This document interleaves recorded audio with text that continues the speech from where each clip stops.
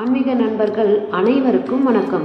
இன்றைய ஆன்மீக தகவல் பகுதியில் இந்த ஆண்டு 2024ஆம் ஆண்டு ஜனவரி மாதம் மார்கழி மாதத்தில் வரும் பிரதோஷ தினத்தை பற்றிய பதிவுதான் இது. வாங்க, இன்றைய செவ்வாய்க்கிழமையில் வரும் பிரதோஷத்திற்கு என்ன சிறப்பு, என்ன மலர் வைத்து இந்த சிவனை வணங்கினால் என்ன பலன் கிடைக்கும், என்ன சிறப்பான பலன்கள் கிடைக்கும் அப்படிங்கிறத பற்றி தெரிஞ்சுக்கலாம். இந்த வீடியோவை பார்க்குறதுக்கு முன்னாடி இந்த வீடியோ உங்களுக்கு பிடிச்சிருந்ததுன்னா இந்த வீடியோக்கு ஒரு லைக் கொடுத்துருங்க. உங்கள் ஃப்ரெண்ட்ஸ் அண்ட் ரிலேட்டிவ்ஸ்க்கு ஷேர் பண்ணி பாருங்கள். இது வரைக்கும் நம்ம சேனலை சப்ஸ்கிரைப் பண்ணி பார்க்காதவங்க சப்ஸ்கிரைப் பண்ணி ஆல் பட்டன் கிளிக் பண்ணி பாருங்கள். அப்போ தான் நான் போடுற எல்லா வீடியோவும் உங்களுக்கு நோட்டிஃபிகேஷனாக உடனுக்குடனே வரும். வாங்க இப்போ வீடியோக்குள்ளே போயிடலாம். செவ்வாய் பிரதோஷம் அப்படிங்கிறது மனிதனுக்கு வரும் ருணம் மற்றும் ரணத்தை நீக்கக்கூடிய பிரதோஷங்க. அதனால தான் இதுக்கு கூடுதல் சிறப்பு இருக்குது. செவ்வாயால் வரும் கெடுபலன்கள் எல்லாமே நீங்கிருங்க இந்த பிரதோஷத்தன்னைக்கு செவ்வாய்க்கிழமையில் வர்றதால. மேலும் பித்ருதோஷம் எல்லாம் விலகிருங்க. உலகை காப்பதற்காக ஆழகால விஷத்தை அருந்திய காலம் இந்த பிரதோஷ காலமாகும். நந்தி பகவான் அன்றைய தினத்தில் தனது தவத்தை துறந்துவிட்டு மக்களுக்காக எல்லாவற்றையும் செய்யக்கூடியவர். அதனால்தான் பிரதோஷம் என்று சிலர் நந்தியினுடைய காதில் தங்களுடைய பிரார்த்தனைகளை ரகசியமாக சொல்வார்கள். பிரதோஷ காலத்தில் சிவாலயத்திற்கு சென்றாலே புண்ணியம் என்கின்றன சிவயோக நூல்கள். பிரதோஷம் அப்படிங்கிறது அமாவாசைக்கு 3 நாட்களுக்கு முன்பு, பௌர்ணமிக்கு 3 நாட்களுக்கு முன்னதாகவும் வரக்கூடியதுங்க.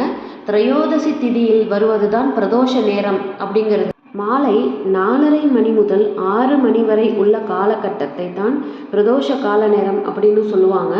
செவ்வாய்க்கிழமை அன்று வரக்கூடிய பிரதோஷங்கள் தோஷங்களை எல்லாம் விளக்கக்கூடியதுங்க.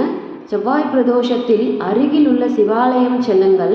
நந்தி தேவருக்கும் சிவலிங்க திருமேனிக்கும் சிறப்பு அபிஷேகங்கள் நடைபெறுங்க. இதில் கலந்து கொண்டு மனதார வேண்டிக் கொள்ளுங்கள். இறைவன் எப்பொழுதும் இயற்கையை விரும்பக்கூடியவன்.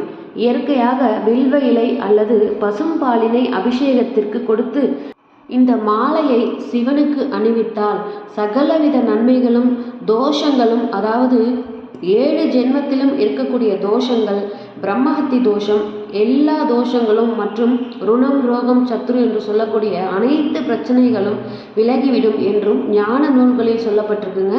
அது என்ன மாலை அப்படின்றத பற்றி பார்க்கலாமாங்க.